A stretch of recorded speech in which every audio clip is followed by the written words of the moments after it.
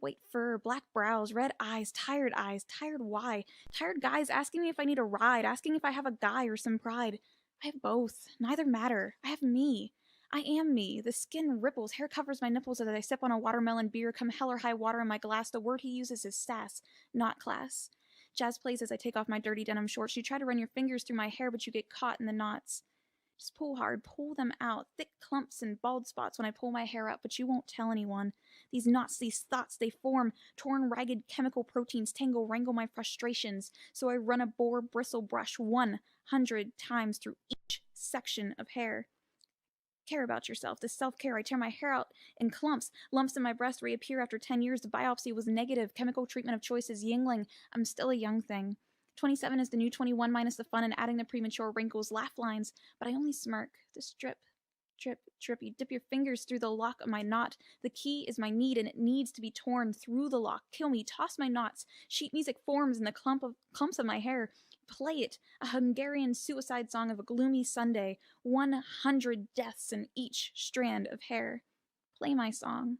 Play his song. Self-care. Take care of my hair. There, sip, strip, dip, strip me bald. All right, putting some pre-stream out. Double check I'm going to the right stuff right here. We're going to go live. Live. Give me a few moments there. Check your audio while we're not live. All right. Okay. Talk to me a little bit on there, Jim. Yes, I will talk to you all night long. I don't think you have any problem with limiting my number of words. Nope. Andrew? I can talk all night too. Check. Check. Pull that a little closer to you. A little bit closer. Check. Better. Should I yell? Just kind of as you're going to talk. Yell at Mike. Say, hey, how you doing over there? Hey, how you doing? All right. Can you hear me, Sorg? I hear you. I was checking my levels. Checking the levels. Levels. Are you level today? How can we level you out, Mike? I don't know if I am today. Still recovering from that trip back. How long of a drive was that? 7.5 hours. Like, non-stop. That was basically Sunday. Was coming by. No speeding tickets, Mike? This one is called Knots in My Hair. All right, putting some pre-stream out. Double check I'm going to the right stuff right here. We're going to go live. Give me a few moments there. Check your audio while we're not live. All right. Okay. Talk to me a little bit on there, Jim. Yes, I will talk to you all night long. I don't think you have any problem with limiting my number of words. Nope. Andrew? I can talk all night too. Check. Pull that a little closer to you. A little bit closer. Check. Better. Should I yell? Just kind of as you're going to talk. Yell at Mike. Say, hey, how you doing over there? Hey, how you doing? All right. Can you hear me, Sorg? I hear you. I was checking my levels. Checking the levels. Levels. Are you level today? How can we level you out, Mike? I don't know if I am today. Still recovering from that trip back. How long of a drive was that? 7.5 hours. Like, non-stop. That was basically Sunday. Was coming by. No speeding tickets, Mike? Nope, that's why I took over 7.5 Yeah. hours. Yeah, the most excitement we had was a tractor trailer across the Oh, highway. yeah. I saw the link, but I didn't get to watch the video. What happened? We don't know, but he was bottomed out. There was some, like, this was up in the mountains too. He was bottomed out. Like there was like gravel on the side, or like a break in the barrier, and he was just bottomed out right in the middle there, and like across the highway. And we're like, how would you even do that? With great effort. Mm-hmm.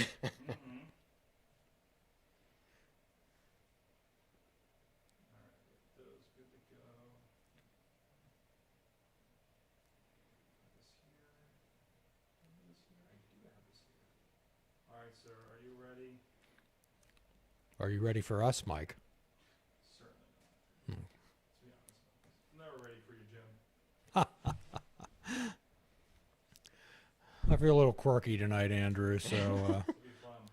All right, we're going live on the Facebook. live on Facebook. Yes. We're going live on a couple other places here. Say hello to the online world. Hello, online world. Hello. We're live, perhaps. We're lavish. Lavish or livish? Live-ish. We're lavish on the lavish. Well, we're exploding into That's right. We're people's lavish on the lavish. consciousnesses and psyches. Thank you. If you're joining us, I know I've been responding to a few of you guys that have been talking to us on Facebook, updating on that. Thank you so much for the kind words over the last month, and hoping to see you guys out there in the comments tonight. Comment away. Let's double check our streams. We encourage free speech, free expression, because we're happy boys and girls. I'll let you guys get going, and we just kind of let this go as long as it goes, and then we'll be chopping that into like 15 and 20 minutes. So you might actually be featured on a couple weeks, depending. Everybody just wants to fall in love. Everybody wants. I've been listening to a lot of Metric lately, Mike. Metric? Yes. Oh, is that guy you told me? No, it's a rock band. It's. Da-da-da-da-da-da-da-da. I understand Kiss is on another farewell tour. Yep. And Motley Crue just announced a reunion. Yeah, they're going to join Poison and Def Leppard to attempt to have a stadium tour. Is there a stadium in Beachview, Mike? No, there is not. Okay. I don't think. They're hiding it really well if there is. All right, you ready, good sir? We are. Doing streaming. And I'll push it some more as we get going here. All right. I'm going to get rolling in 3, 2. Welcome aboard. Welcome to Fishing with Odd Bait. Whether you found us by accident or on purpose or merely popped in to get a view of what's going on, we ask that you have an open mind, take the blinders off, and expect the unexpected.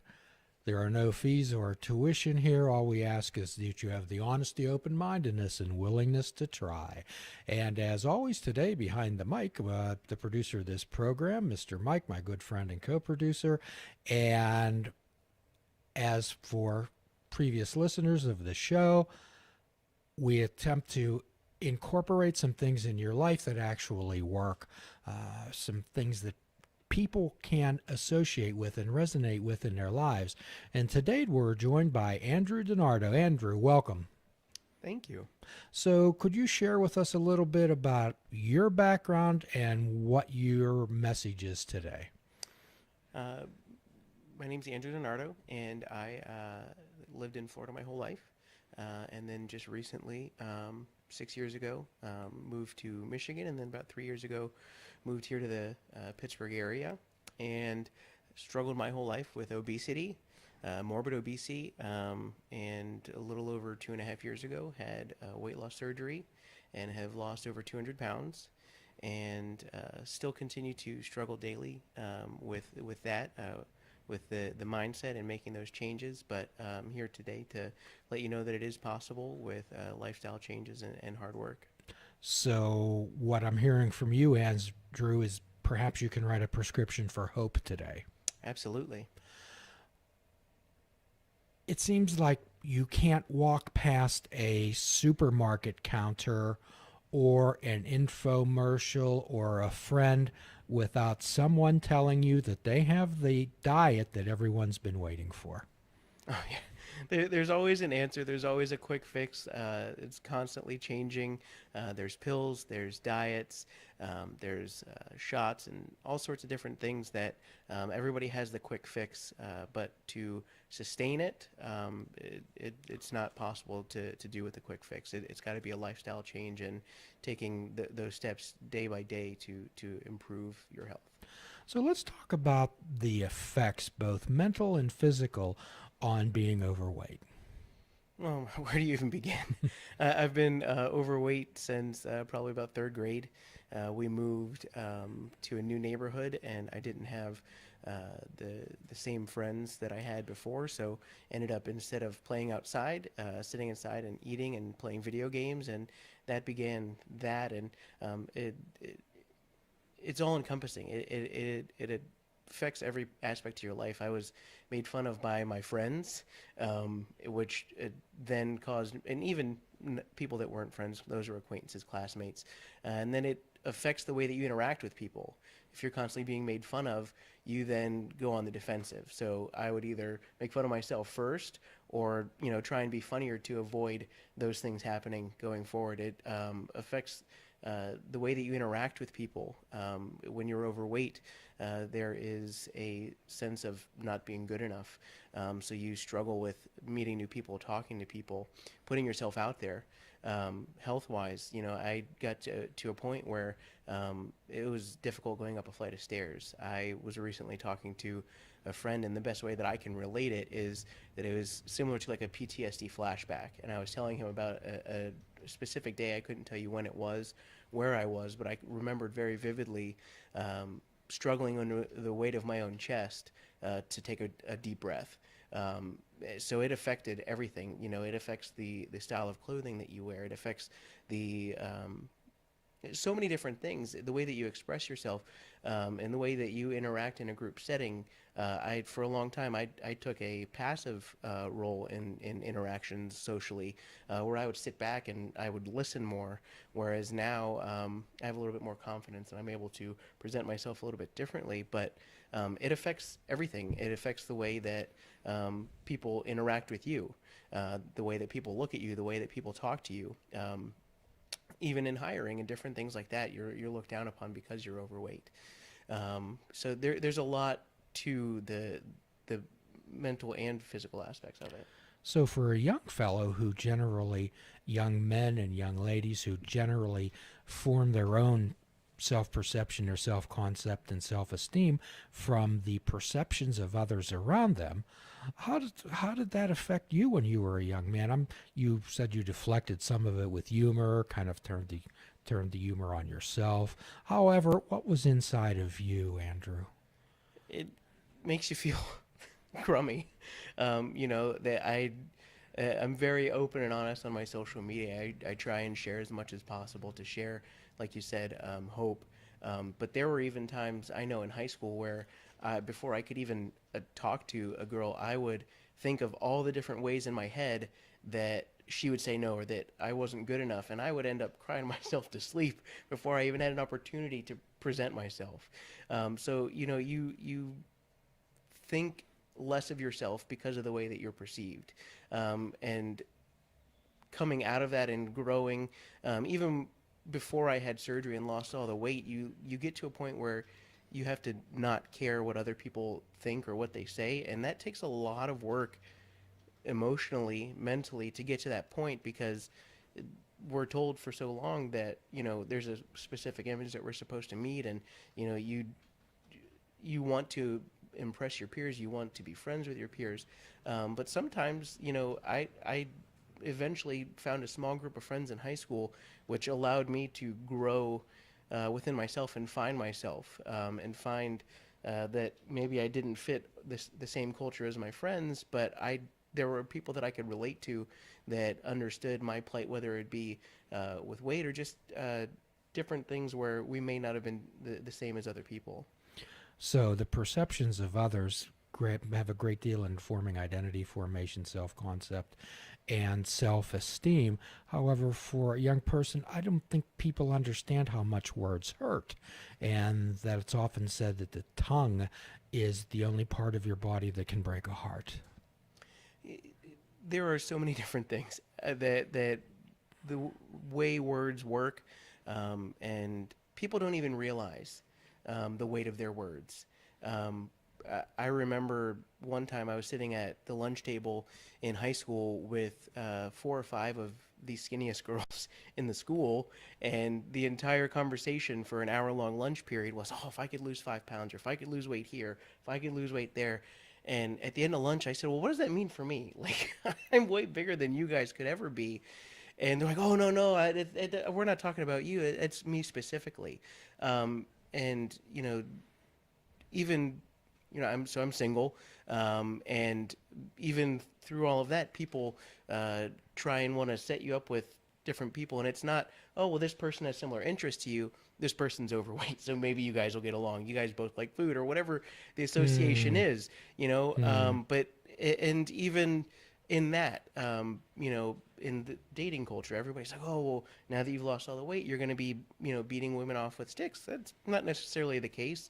But also, there's this need for people to want you to live a certain way, or to have certain things. And I'm trying to organize my life and get things the way that I want it. And people don't understand the gravity or the weight of their words.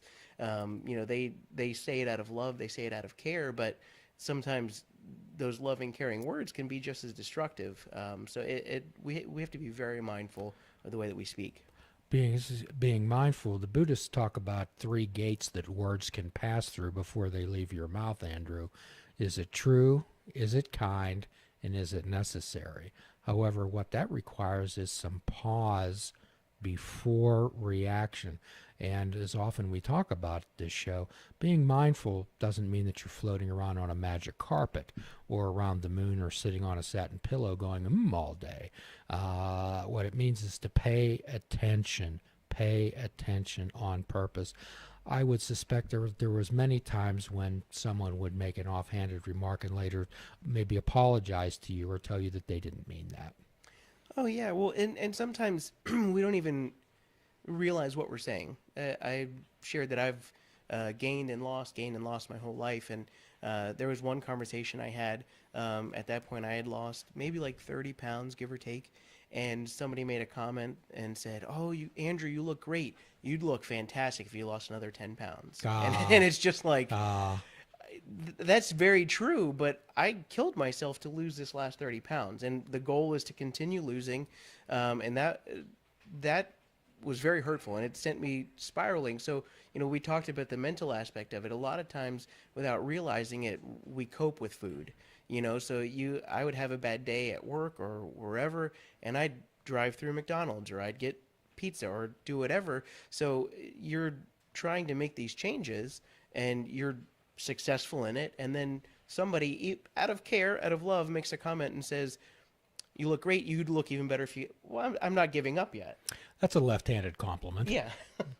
So it can be very difficult, and that goes back to the words and how much they mean. So I don't think we realize the levity that we have in the words when we speak, how much they can affect somebody. We talk a lot about mental health. It's becoming more and more of a socially conscious idea, and we don't realize what other people are struggling with, and one little comment might send somebody, right down the wrong path.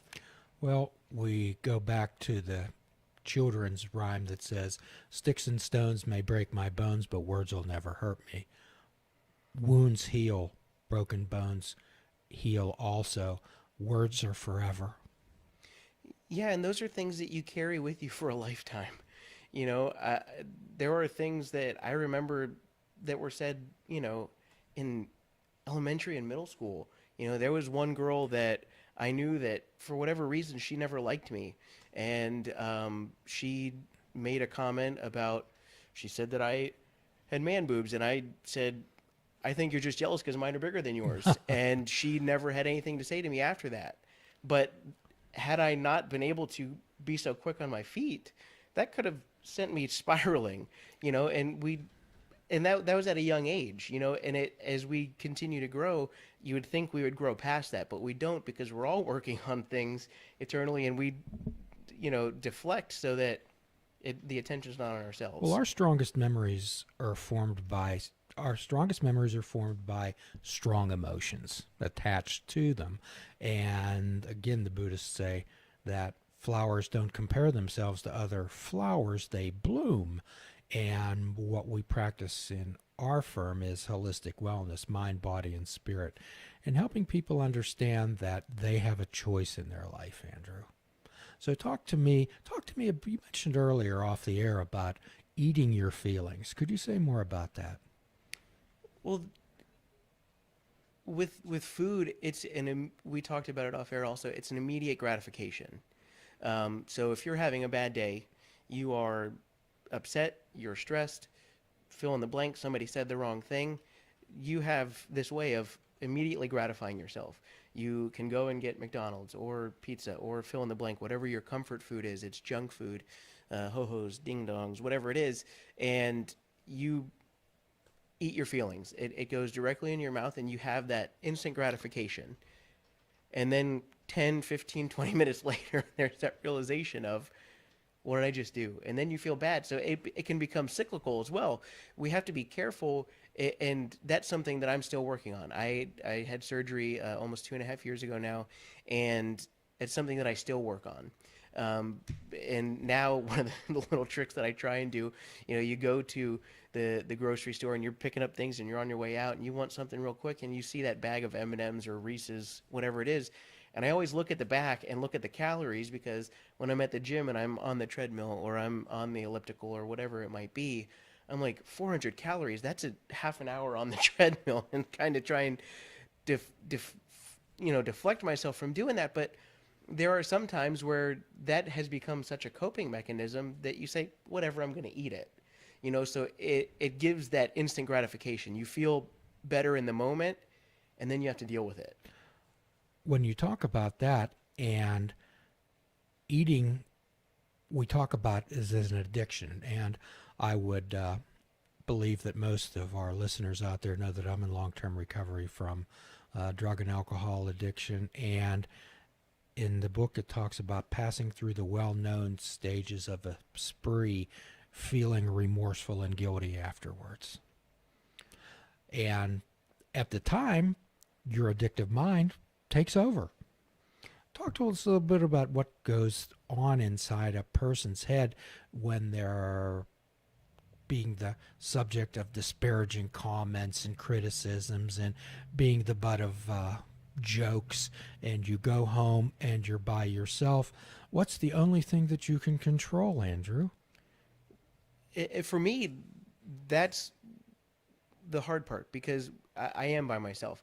So, there is nobody there to see what I'm eating. There is nobody to pass judgment, unless I, am open and honest and post about it. But I've turned that, at least at this point in my life, this is the first time that I've considered myself successful in what I've been able to do. And for the last a little over 2.5 years have been going to the gym, and have turned that into my therapeutic place, into a safe haven, to where I can go and take those feelings and use them towards positivity.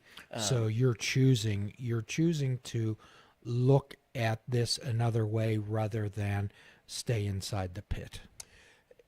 It is, yes, it's helpful, but there are still moments where, you walk a block up the street at work and go to Subway, and you go to get one cookie, and they say, oh, well, it's cheaper if you get three.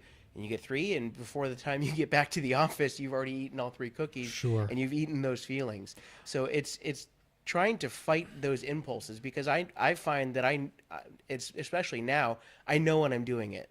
And it's having the will, which is not always there, to say, I don't need this. So what you're telling us, and what we try to help people, we deal with acceptance, and acceptance doesn't mean approval. And accepting the fact that we may have an addictive personality as it relates to food. Acceptance doesn't mean approval. However, acceptance is always the prelude to change. You have to realize that there's an issue. You can't think that you're going to overcome it overnight. I'll keep saying it. It's a lifetime struggle. I am not going to be able to, in 2.5 years, negate 30 plus years of poor eating habits, poor coping mechanisms. It's a constant change. I'm a constant work in progress. Yes, I go to the gym and I try and change that focus and energy towards positive, but there are still moments of weakness, and it's a constant struggle. And it's understanding that if I make a mistake, like before, a bad day or a bad couple of days would be like, all right, I'm done. And then you go right back into that same lifestyle and you end up where you were. You worked so hard to get to the point that you're at, and then you allow one stumbling block to destroy everything. And now I've come to a point where, okay, I've had a bad day. I've had a bad few days, but I need to get back on the horse. It's not going to completely derail and ruin everything. So you're talking about not beating yourself up and accepting the fact, okay, I had a slip. However, I still have all the knowledge. I'm still myself. Yeah, and it takes time. I know with social media, it's a wonderful thing. I've been able to come into contact with a bunch of different people that have had the same similar surgery that I've had, and we're able to connect and we're able to hold each other accountable. And that's been a huge help, whether it's people that have had weight loss surgery or just friends that I have friends that have lost naturally that hold me accountable. One of the shirts, the shirt that I'm wearing this evening, says "No retreat, no defeat." John Roden is a good friend of mine, and he's been through something similar, and we keep in contact. And I have another friend who's lost weight naturally, and we hold each other accountable because it's hard to do on your own. It's hard to just turn everything around overnight and say, okay, I'm not that person anymore. It's difficult to do this by ourselves. We need help. And also we need to accept help, accept the help of friends. And for fans of this show, we've had John on in the past, John Roden, and if you'd care to go back through the archives, John had a very inspirational message. So, getting to that, what has John meant in your life, Andrew? We met through wrestling, and I saw him a few times, and it wasn't until probably the last year and a half or so. We have similar stories. My case of weight loss is a little bit more extreme, but he has a similar mindset that I do. And the no retreat, no defeat is a huge thing. It goes back to what we were discussing and understanding that there will be failures, there will be setbacks, all those things. And to see how hard he works out. There are some days, people say they wish that I had my motivation. Well, I don't want to go to the gym 5 days a week, but I do it anyways. And there are some days where I have absolutely no desire. I'm sitting in the parking lot, and there were days where he was on his second workout. So I'm like, okay, if John can do 2 today, I've got to at least go in once. And that's why it's not just John. I have another friend, Kayla. There are other wrestlers that I've become friends with, and other people that, without them even realizing it, they're a motivation. They are an inspiration, and seeing what other people are going through and what the effort that they're putting in, sometimes it kind of minimalizes the things that we're struggling with and dealing with. It's like, okay, well, if they can do this, I can, continue to do a little bit more. So, just as you're doing now, they shared with you what worked in their life. Yes. It's like 12-step recovery. It's based on attraction, not promotion. Most people who have an addictive personality dislike authority. And if I came up to you and says, "Well, Andrew, cut this out, cut this out, cut this out," you walk out of there like a beat dog. And we live in a world we're constantly bombarded with sights, sounds, and images of what we should be. Oh yeah, everybody has a specific image of what they think they should be, what society tells us that we should be, and that's something that we talked off air, having a goal weight. And so I've been overweight my entire life, since third grade on. So for the weight that I'm at now, for somebody that's been this weight their whole life, my body looks completely different. I had to have skin removal to remove a bunch of skin, and even still, I struggle with the way that my body looks. So I might hit a number on the scale, and it's a great victory, but I have to accept the way that I look, and I have to understand that while even technically, based on government standards, I'm still considered obese, I'm in the best shape of my entire life. I have never felt better. I'm able to do things that I couldn't do before, and sometimes we get so caught up in the way that we look that we forget just how blessed we are and the things that we're able to do. I had I would struggle to tie my shoes. I would struggle to go up a flight of stairs. I would struggle to breathe. You know, all these little rudimentary tasks that we completely take for granted were struggles for me. I remember the first time I went to California and I went to Disney land for the first time with my friends, and it was a few months after I had surgery. Living here in Pennsylvania, even coming to visit growing up, Kennywood was a huge part of our visits. Love to go on the roller coasters. Well, the last few years, I was so big I couldn't go on those rides, and I'll never forget being able to go on roller coasters again. And I remember there was one specific ride that we went on it because the line was shorter than it was supposed to be the rest of the day. And it was even shorter once we got in line. So my friend said, "What do you want to do?" "I want to go on it again." We went on it again, and we're in line, and I started crying. She's like, "Why are you crying?" Just a few months ago, I couldn't have done that. You know, so we tend to not appreciate the things that we can do. We are so consumed with the way that we look and how we present ourselves that sometimes we forget our own capabilities. So what you're talking about, we tend to discount the positives and focus on the negatives. All the time. Those are cognitive distortions when we discount the positives. And on this show, we ask people to take another perspective. Andrew, I speak at a lot of rehabs, and sometimes what I'll do is say, you know, addiction's a matter of perspective, and I'll stand in the center and have them stand in front of me and say, pretend I'm a horse, and I'll smile. I'll say, "What do you see now?" And if they're kind, they'll say the smiling face of a horse. And then I'll tell them to walk around behind me, and I'll bend over, and I'll say, "Okay, now what do you see?" "I see a horse's butt." And I say, "No," and then they laugh. But I say, "Now here's the point. Did the horse move?" "No, they moved." Okay?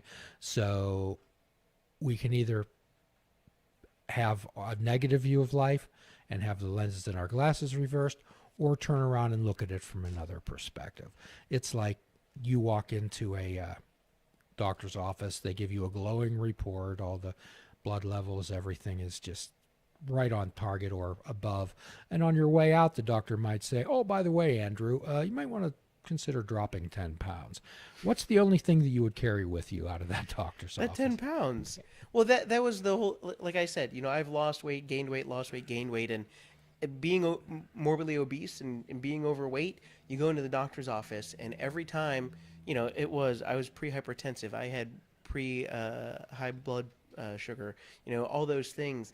And every time you walk in, one of the first things they tell you is, "Oh, you could stand to lose a few pounds. That would help all this." Well, duh. Like, I'm aware that I need to make those changes, but then they don't offer any help either.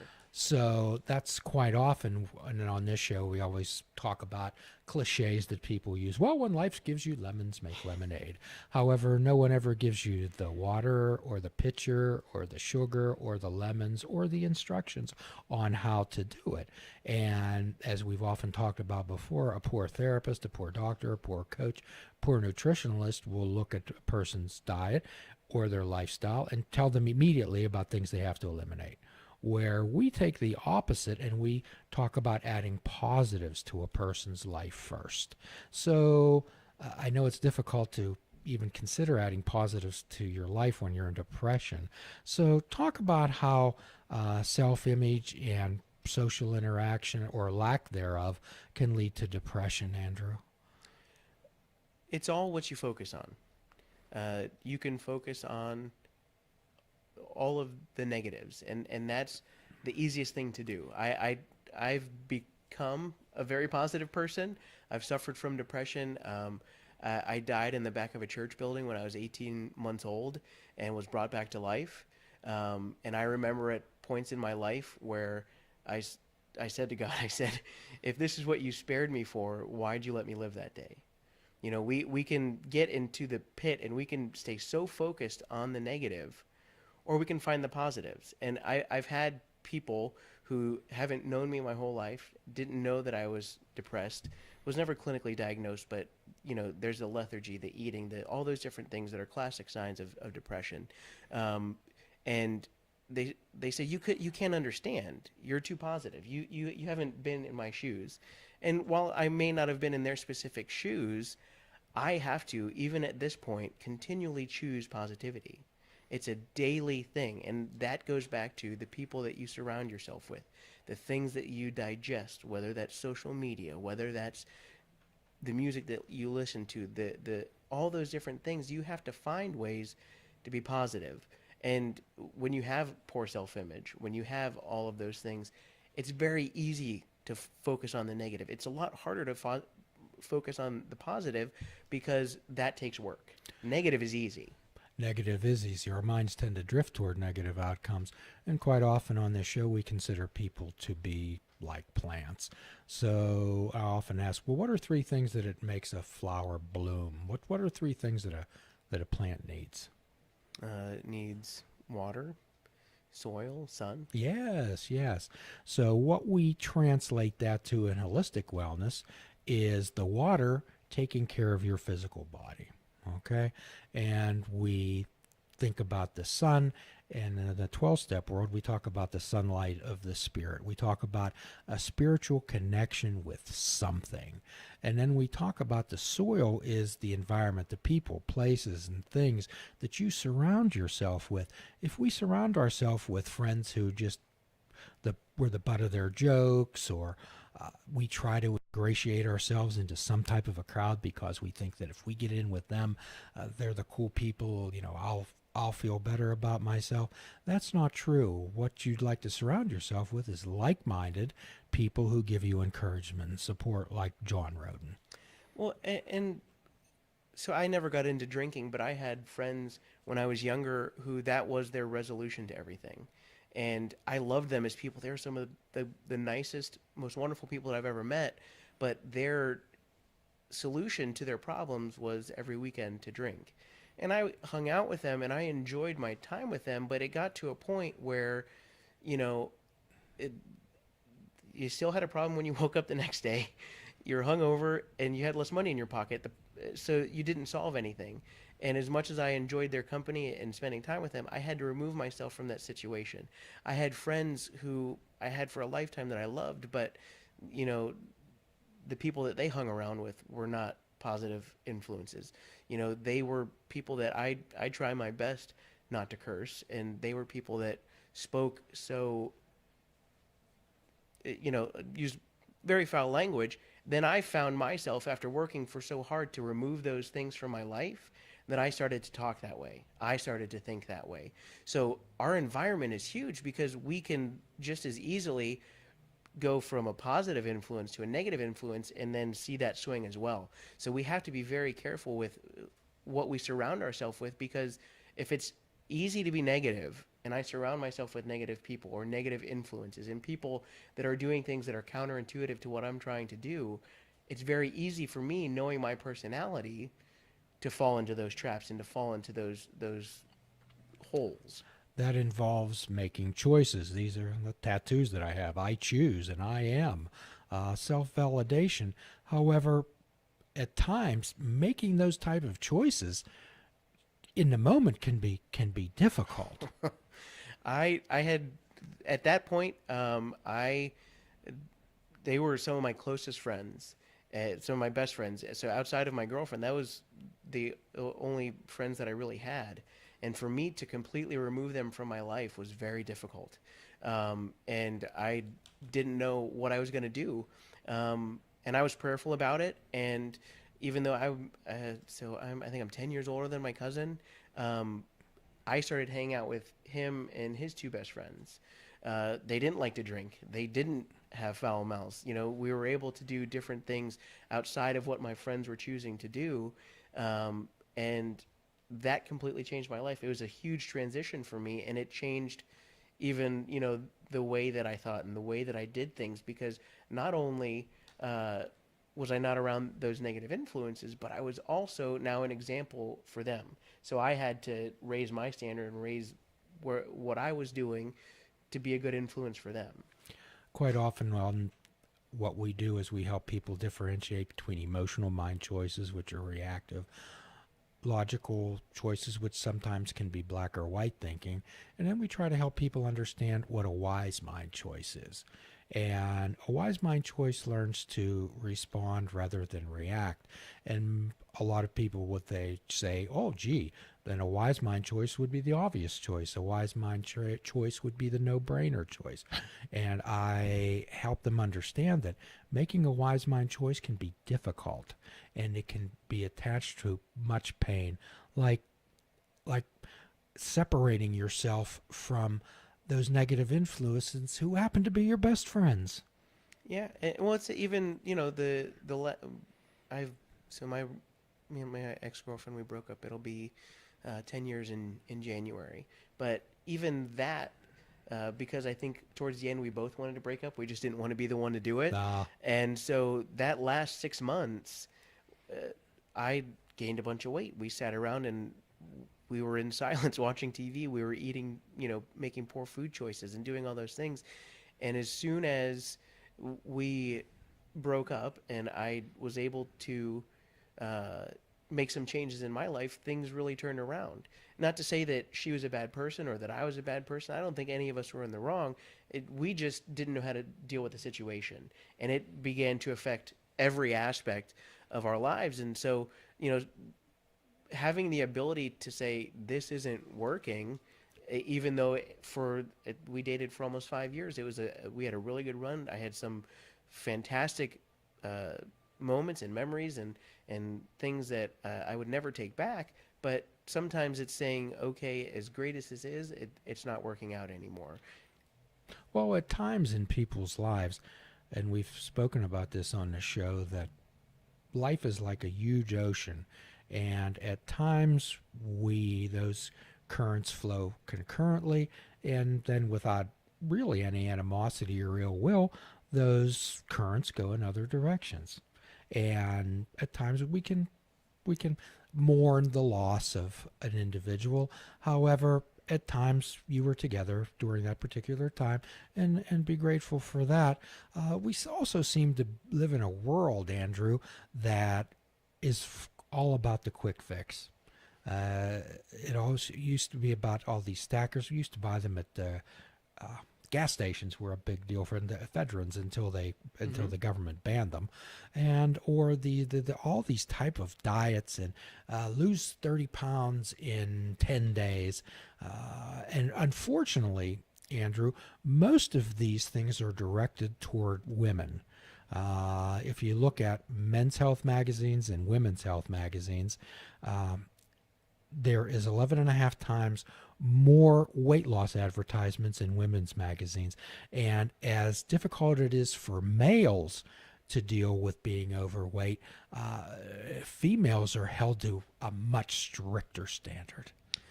Absolutely. And I have a lot of friends that have had weight loss surgery or have lost weight naturally and still struggle with the mental aspect of it. They still feel that they're not good enough, or that they need to lose more weight, or that they're not attractive. And so we see a lot of these quick fix things because there is that societal image that we need to meet. And an image and the way that you look is only going to last so long. The way that you live your life, the way that you represent yourself, the type of person you are is going to go a lot longer, but they prey on those people. And there are so many different quick fixes. And I can't say that I've tried any of the quick fixes, but there are so many different things where you see those quick results. You see 30 pounds in a month and you're so excited. But if you don't make a lifestyle change and you don't change the way that you're doing things, you're very easily going to fall back into old patterns and then gain back and gain more. And then you've gone from this place where you felt great, and now you're right back even worse to where you were before, and it's even more destructive. And getting back to the matter of perspectives again, when we're talking about, let's say you weigh 250 pounds and you want to, 200 is your target weight. And at times what I try to help people understand that the scale can be their worst enemy. We'll talk about that.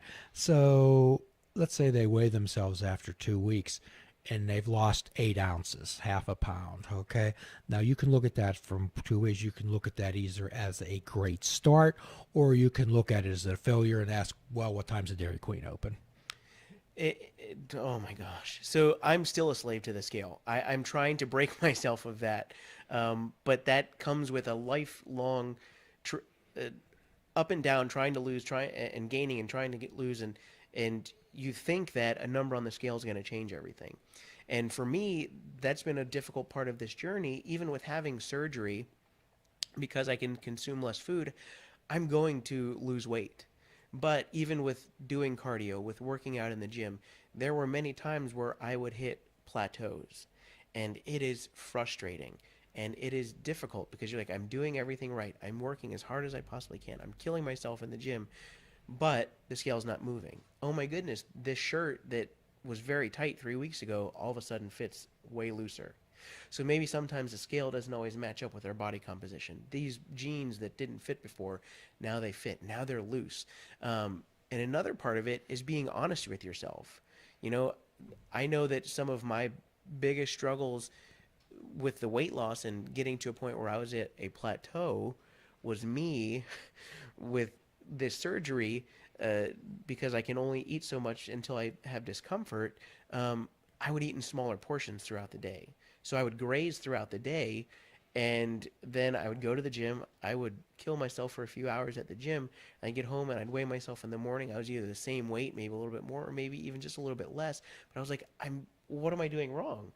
And then I had to stop and look and say, okay, yes, I didn't have a big, huge meal, but throughout the day, I ate all these things that added up. So the scale's not going to move. And it's then being honest with myself and saying, okay, I need to make changes. And, you know, that breaking that cycle takes time.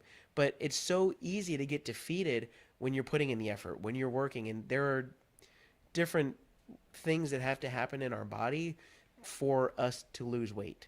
And there are some times where we might lose a half a pound in 2 weeks, and we give up because we went to Dairy Queen because it opened at 10 o'clock, and we had, a blizzard, and then we had chicken strips and fries and all those things to, take care of the way that we feel. Or we could go for another week and then all of a sudden, boom, you've lost 5 pounds or 10 pounds. It doesn't always happen overnight. And then when you do hit those plateaus, it's because your body has acclimated itself to what you've been doing. And sometimes you have to change. I've gone through all different forms of cardio. I started with walking, and then I started jogging a little bit, and then did a little bit of running. That's more recent, but I've done biking. I've done the elliptical. I've done the arc trainer. There's a machine called a zero runner, which is a cross between a treadmill and an elliptical. I've done swimming. You have to change things up, one, to allow your body to catch up, and also to keep yourself from getting bored, because if you just walked all the time, you're going to lose your mind. So you have to find different ways to to overcome that. So you want to shake it up. We want to achieve small, achievable goals and reward yourself for that, not by going to the Dairy Queen, but in other ways. And keeping in mind that if the only thing that on our mind is losing weight, you're going to be a really dull person. There's so much more to life. It's just like if the only thing that you can focus on is not drinking, well, that's a really sad life. There's many more things in life, and what we could do is learn how to refocus. We talked off air also about people who have the genetic propensity to be heavy. Yeah, it's on both sides of my family. There's obesity, and genetics are wonderful for some people. Some people, they're terrible. I have a specific condition, which is specific to overweight Italian men. I had both of those, Italian and overweight, which caused iron deficiency, which was causing me to be tired and stuff like that. So I went to a specialist and did some testing, and he was able to say, yeah, based on your last name, I can tell that you're Italian. So this is, what's caused that. So there are different factors like that. I also said that I was borderline high blood pressure. I was borderline diabetic, and I faced that on both sides of my family. So even if I wasn't overweight, that's something that I had to be mindful of, because I had family genetics that predisposed me to those things. You go to the doctor and they say, do you have a family history of cancer or this or that or the other thing? That's because if you have a family history of it, you're predisposed to it. And if I'm predisposed to being overweight, I need to be mindful of the way that I eat. I need to be mindful because my genetics, I joke with one of my friends. I say, why can't we have it easy like the people that can eat whatever they want and not have to work out? I have to work out 5 days a week, to stay where I want to be. And, sometimes I'm overcoming myself because I made poor food choices. But also, even at this point, my metabolism isn't what somebody else is. I had a friend growing up, I'll never forget it, and I share this all the time, who, whenever we had big church events, we'd stay at their house, and his mom would always cook for an army of 15 to 20 people. And there was one Sunday where she made us Belgian waffles. And I'm not talking like I'm talking like massive Belgian waffles. And I smelled one and I gained 5 pounds, and he had like 10. And I'm just like, this isn't fair, but his genetic makeup was different than mine. He also lived a different, and that's another thing that we have to keep in mind. His lifestyle was different than mine. I was sedentary. He was active. He was playing basketball and doing all those things. So, I have a cousin who the change that he made in his life was he started playing basketball. That's all it was. He didn't change the way that he ate. He started playing basketball, and then he lost a bunch of weight.